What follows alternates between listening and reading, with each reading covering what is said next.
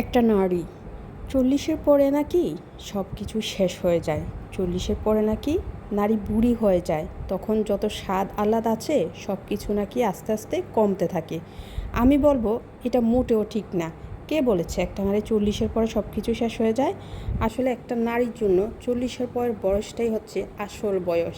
চিন্তা করে দেখবেন, 40-এর পরে আমাদের ভিতরে আত্মবিশ্বাস বেড়ে যায়, আমাদের সৌন্দর্য তখন ফুটে ওঠে, আমরা নিজে নিজে সিদ্ধান্ত নিতে পারি। গোটা একটা পরিবার আমরা তখন সামলাতে শিখে যাই।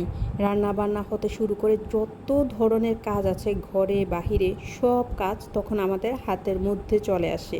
হ্যালো এভরিওয়ান, সবাই কেমন আছেন? আশা করি আল্লাহর অশেষ রহমতে আলহামদুলিল্লাহ সবাই ভালো আছেন।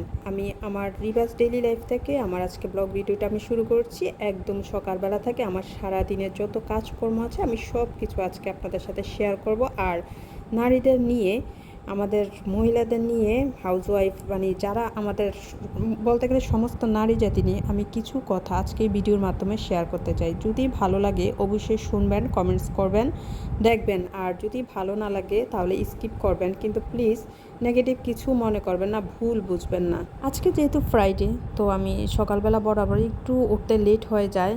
তো ওঠার পরে আর পরোটা বানানো হয় না সব সময়। তো যেই পরোটাটা বাজারে বিক্রি করে সেই পরোটাটা সবসময় আমি এনে রাখি। এটার প্যাকেট হচ্ছে 300 টাকা আর এটার মধ্যে থাকে 20টা পরোটা। তো এই পরোটার মধ্যে সবচেয়ে ভালো হচ্ছে প্যারাগনের একটা পরোটা পাওয়া যায় প্যাকেট, এমন ওই পরোটাটা আমার কাছে অনেক ভালো লেগেছে। অনেক সফট আছে, এটা অনেকক্ষণ ধরেই সফট থাকে, এই এত শক্ত হয় না। তো আপনারা যারা এই পরোটা কিনতে চান তারা এটা নিতে পারেন। আমি আপনাদের সাথে ভালো দেখে শেয়ার করলাম, আসলে অন্য কিছু না। তো আমি পরোটা ভেজে নিচ্ছি। আর বাসায় তো আমার তেমন কেউ নেই। হ্যাঁ, আমার পরিচয় হচ্ছে আমার হাজব্যান্ড প্রবাসী, যদিও বাইরে থাকে, কিন্তু আমার সাথে থাকে আমার এক ছেলে এক মেয়ে। আর আমি আমার বাবার বাড়ির পাশের ফ্ল্যাটে থাকি, মানে এক সাইডে আমার বাবা মা থাকে, আরেক সাইডে আমি থাকি আমার ছেলে মেয়েকে নিয়ে। এই তো। তো আজকে পরোটা শেষ করে খাওয়া দাওয়া শেষ করে তারপর আসলাম একটু গাছ দেখতে, গাছগুলোর যত্ন নিতে।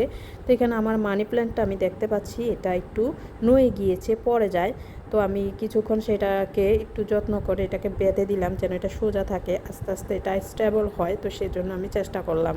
মেয়েদের একটা সংসারে কত কাজ, তাই না? প্রতিটা মুহূর্তে প্রতিটা মিনিটে অনেক কাজ করতে হয়। কোনো কিছু করতে না চাইলেও মেয়েদের বসে থাকার কোনো সিস্টেম নাই, সারাক্ষণই কাজের মধ্যে থাকতে হয়। আর আমরা যে কাজগুলো করি, পরিষ্কার পরিচ্ছন্নতা সব কিছুতে ক্লিন করতে হয়, সবাই আবার এটা করে না, বলে যে না করলেই বা কী হয়। আবার অনেক পুরুষ মানুষ আছে বলে যে কেন করবা এটা, এগুলো এত বেশি করলে না করলে কি হয়, নোংরা তো থাকবে না, এই সেই। কিন্তু আসলে আমাদের মেয়েদের ভালো লাগে না সব সময় পরিপাটি থাকতে, ক্লিন করতে, নিজের একটা সংসারের মায়া, এগুলো আসলে অনেক ভালো লাগে। এটা হচ্ছে আমার মাস্টার বেড। তো এখানে রুমটা মূলত খালিয়ে থাকে, যেহেতু আমরা এক ছেলে আমার এক মেয়ে, তো আমরা একসাথেই ওই বেডটাতে আমরা শুয়ে পড়ি। তো আমাদের এটা মোটামুটি খালিয়ে থাকে সবসময়। যদি কখনো গেস্ট আসে তাহলে এটা ইউজ করা হয় মূলত, আর না হয় এটা খালি থাকে। তো আজকে রান্না বেশি নেই, ভাবলাম যে শুক্রবার দিন একটু মুরগি রান্না করে ফেলি। মুরগি রান্না করলে আর আমার অন্য কিছু আমি রান্না করতে হবে না, যেহেতু আমরা 3জন মানুষ। আর আমার মেয়ে তো একদম ছোট, ওর মাত্র 3 বছরও হয় নাই, 2 বছর সামথিং চলছে। তো সেই জন্য আমার মেয়ে তো ছোট, আর ওর জন্য করতে হয় না। তো আমি, আমার ছেলে, তো আমাদের আসলে অল্প কিছু হলেই হয়ে যায়, এটা তো সবাই জানেন। তো আমি এখানে একটু বেশি রান্না করছি এই কারণ হয়তো বা 2 দিন খেতে পারবো, অথবা দেখা যায় বাবা মা আছে পাশে, তাদেরকেও দিয়ে খেতে হবে। তো সেই জন্য তা এই চুলাটা কিন্তু আমার না, এটা হচ্ছে আমার বাবার চুলা। তো যেহেতু এটা গ্যাস, লাইনের গ্যাস, সেহেতু আমি এটাতে রান্না করি। তারপর চলে গেলাম একটু 3 তলায়, কারণ 3 তলায় আমার কিছু ফুল গাছ আছে যেগুলো আমি দোতলায় রাখতে পারি নাই, আমার বারান্দায় দিতে পারি নাই, কারণ বারান্দাটা অনেক ছোট। তো সেই জন্য আমি মূলত এটা 3 তলায় গাছগুলো রেখেছি। তো গাছগুলোতে এই গাছটা আমার, এটা হচ্ছে গন্ধরাজ, এই গাছটা আমার অনেক ভালো লাগে, কিন্তু এটাতে পোকা ধরে গিয়েছে, একদম চারদিকে কলিগুলোতে পোকা চলে আসছে। তো ভাবলাম এটাকে একটু যত্ন করি। এতদিন আসলে যত্ন করতে ইচ্ছে করে নাই, কেননা এটাতে এতদিন পর্যন্ত কোনো ফুল কলি কিছুই হয় নাই, ফুটে নাই। তো এখন দেখলাম যে একটা কলি আসছে, আর কলি আসার পরেই আমার ইচ্ছে হলো না এটাকে একটু যত্ন নেই। আর সেই জন্যেই আমি কি করলাম, ওই যে রসুনের খোসা, তারপর পেঁয়াজের খোসা, এগুলো একদিন ভিজিয়ে রেখেছি। তারপর ওই পানিটা স্প্রে বোতলে করে আমি এখন গাছগুলোতে স্প্রে করে দিচ্ছি, যেন পোকামাকড়গুলো থেকে গাছগুলো একটু রক্ষা পায়, গাছগুলো ভালো থাকে। তো সেজন্য আমি এই কাজটা করেছি। এটা আমি রান্না বান্না শেষ করার পরে আমি এই কাজগুলো করেছি। আজকে শুক্রবার, নামাজ পড়তে হবে, সেটা মাথায় আছে, সেজন্য খুব তাড়াতাড়ি করছি। এটা হচ্ছে ক্যাপসিকাম গাছ। আমার অন্য ভিডিওগুলোতে আমি দিয়েছিলাম ক্যাপসিকামের কথা। আমার কিন্তু টবে ভালো ক্যাপসিকাম হয়েছে, আর মাশাআল্লাহ অনেকগুলো ক্যাপসিকাম গাছ হয়েছে। তো এখানে আছে আমার কিছু টব, আবার আমার দোতলায় আছে আমার বাসায়। তো আমি তো অনেক দিন কাজ করি নাই, তো সেজন্য আসলে তারপরে এই যে গোসল দিলাম, গোসলের পরে এখন আমি কি ইউজ করবো আমার স্কিনে সেটাও আমি আপনাদের সাথে শেয়ার করছি একদম সিম্পলভাবে। তো আমি গোসলের পরে আমি প্রথমে একটা ময়েশ্চারাইজার দেওয়ার আগে আমি একটা ক্লিনজার, একটা টোনার ইউজ করি, সেই টোনারটাও আমি দেখাবো। টোনারটা ইউজ করার পরে তারপরে দিয়ে থাকি সব সময়, এভাবে চলি। সকালবেলা মূলত এই কাজটা করা হয়, যখন ঘুম থেকে উঠি, ঘুম থেকে ওঠার পরে প্রথমে এই মুখটাকে ভালোভাবে ফেস ওয়াশ করে ক্লিন করে তারপরে দেখা যায় আমার টোনারটা ইউজ করা হয়। আর টোনারটা হচ্ছে আমার সিম্পলের টোনার। এই টোনারটা কিন্তু বেশ ভালো, দাম আছে 700 টাকা নিয়েছিল। তো এই টোনারটা মোটামুটি বেশ ভালো আর অনেক দিন চলে যায় কিন্তু। তো গোসলের পর দেখা যায় আমি এই টোনারটা ইউজ করি, গোসলের পর না সরি সকালবেলা আমি ইউজ করি। তো ওই দিন আমি গোসলের পরে করেছিলাম, সকালবেলা করতে পারি নাই, তো সেই জন্য তো আমি মূলত সব সময় আমি সকালবেলা মুখ ফেস ওয়াশ করে তারপর আমি টোনারটা ইউজ করি। তারপরে দেখা যায় যে আমি ময়েশ্চারাইজার দেই, ময়েশ্চারাইজার দেওয়ার পরে এখন একটা সানস্ক্রিন পাওয়া যায়, পাউডার সানস্ক্রিন, তো ওইটা দিয়ে মুখের উপর লাগে তারপর আমি মূলত চুলার কাছে যাই।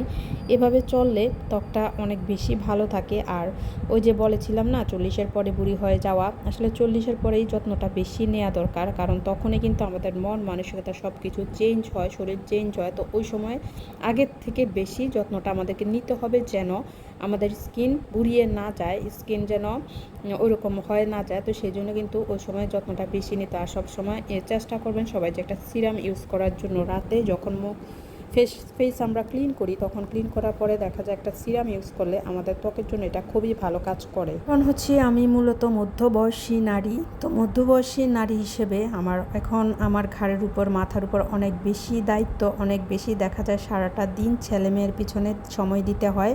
ছেলেমেয়ে এই সময়টা, বিশেষ করে এই সময়টা, এই মধ্যবয়সী সময়টা সারাটা দিন যায় শুধু ছেলেমেয়ের পড়াশোনা, ছেলেমেয়ের কেয়ারিং এসব দিয়ে। কারণ এই সময় পড়াশোনার চাপটা থাকে, যেগুলো দেয় চিন্তা করি যে সেগুলো শেষ করতে পারবে কিনা, কিভাবে শেষ করাবো, কখন শেষ করাবো, নোট করব, টিচার আসবে, মানে এই বিষয়গুলো নিয়ে বেশি আমাদের মেতে থাকতে হয়, বেশি পড়ে থাকতে হয়। তাই এই সময়টাই আমাদের নিজের প্রতি যত্ন নিতে আমরা ভুলে যাই। কিন্তু আমি বলবো যে এই ভুলে যাওয়া কিন্তু চলবে না। যত যাই কিছু হোক না কেন নিজেকে পরিপাটি রাখতে হবে, নিজেকে অবশ্যই ক্লিন রাখতে হবে, তাহলেই আমাদের মন মানসিকতা ভালো থাকবে, আমাদের ভিতর যে আত্মবিশ্বাসটা সেটা আরও বেড়ে যাবে, সেটা আরও বেশি থাকবে। এই যে আমার ইনডোর প্ল্যান্টগুলো, আমি সেগুলো আপনাদেরকে দেখাচ্ছি। আমার বাসায় কিন্তু মোটামুটি আলহামদুলিল্লাহ অনেকগুলো ইনডোর প্ল্যান্ট আছে। তো আমি এগুলো কীভাবে যত্ন নিই, আমি পুরো বাসাটা আমি আপনাদের সাথে অবশ্যই একদিন শেয়ার করব। আর যদি আপনারা কমেন্টস করেন, জানতে চান, এখন এইগুলো দেখাচ্ছি। আমি কিন্তু এখন চলে আসছি কোথায়, তিনতলায় আসছি কেন, আমি কিছু কাঁথা চাদর দিয়েছিলাম আজকে রোদে, অনেক রোদ গিয়েছে। দেখেছেন আজকে সারাদিন কুমিল্লাতে কিন্তু ভালোই রোদ গিয়েছে। তো ওই রোদের ভিতরে আমি কাপড় দিয়েছিলাম, চাদর দিয়েছিলাম, কাঁথা দিয়েছিলাম। তো ওইগুলো ভাবছি যে ওইগুলো গিয়ে নিয়ে আসি। আর আমার সারাটা দিন আমি যা করেছি সব কিছুই আপনাদের সাথে শেয়ার করছি। সারাটা দিন আমার এইভাবেই গেল। এগুলো হচ্ছে কোলবালিশ, যে আমার বাবু, ও দেখছে নিচে, ওর ভাই আছে নিচে, তো ওর সাথে কতক্ষণ দুষ্টামি করেছে, মজা করেছে। তো আমিও কিছুক্ষণ ছিলাম, ভালোই লেগেছে এই সময়টা, বিকালবেলার এই সময়টা। নামাজ পড়ে সব কিছু শেষ করে আমি একটু হেঁটে আসলাম, উপরে একটু টাইম পাস করলাম, নিজের জন্য একটু সময়। তো সবাই চেষ্টা করবেন এইভাবেই চলার জন্য, নিজের প্রতি খেয়াল রাখবেন, অনেক বেশি খেয়াল রাখবেন। যত যাই কিছু হোক সবার আগে নিজের খেয়ালটা অবশ্যই রাখবেন, নিজেকে সময় দিবেন। আজকে আমার ভিডিওটা এই পর্যন্তই। সবাই অনেক বেশি ভালো থাকবেন, কমেন্টস করবেন, সাবস্ক্রাইব করবেন। আল্লাহ হাফেজ।